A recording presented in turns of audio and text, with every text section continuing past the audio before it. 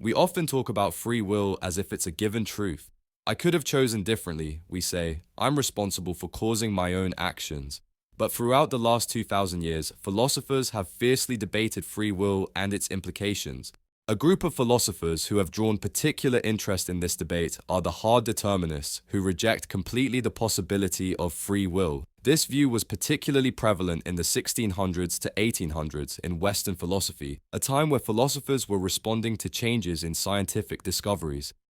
Let's look at the views they held. Every event has a prior cause. That prior cause determines the event. Once the cause is in place, the effect must follow by necessity. That prior cause in turn has a prior cause, which determines it, and so on. From these views, it follows that every event is determined, meaning it could not have happened in any other way than it did. Their argument against the existence of free will is as follows. Every event is determined and could not have happened in any other way than it did. Human actions are events like any other, so every human action is determined and could not have happened in any other way than it did. This seems like a valid argument. If the two premises, every event is determined and human actions are events like any other, are true, then it seems logical to conclude human actions are also determined. Let's look at the premise, human actions are events like any other. Maybe this isn't the case. Perhaps there's something different about human actions, in which case we could reject the conclusion that human actions are determined. We might argue that we have the ability to think about doing something and then decide to do something else instead, but an inanimate object like a pebble cannot decide whether or not to be thrown into the sea.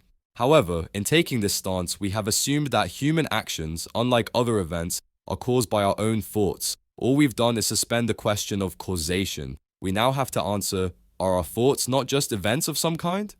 The hard determinist would argue that the activity in the brain responsible for causing our thoughts is itself a physical event, which is of course subject to the laws of physics, so the difference between human thoughts and other types of events is irrelevant.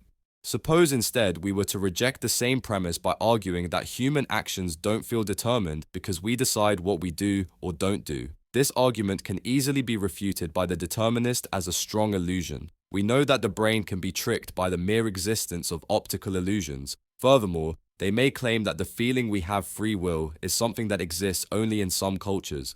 For example, Christianity has had a huge impact on the way people in the West think, regardless of whether or not they practice the faith, often teaching that humans have free will, whereas in other cultures like ancient Greece, the Stoic philosophers did not emphasize free will nearly as much. Let's go back to the first premise, every event is determined and could not have happened in any other way than it did. This view relies on the deterministic worldview, but modern physics suggests that the universe may be probabilistic rather than deterministic. For example, at the subatomic level, electrons don't have definite positions like science once assumed, but rather the electrons exist in probability states. If this scientific view is correct, then the statement is false and so the conclusion cannot be drawn. There are many more arguments to consider, but hopefully this has served as a brief summary of the hard determinist argument.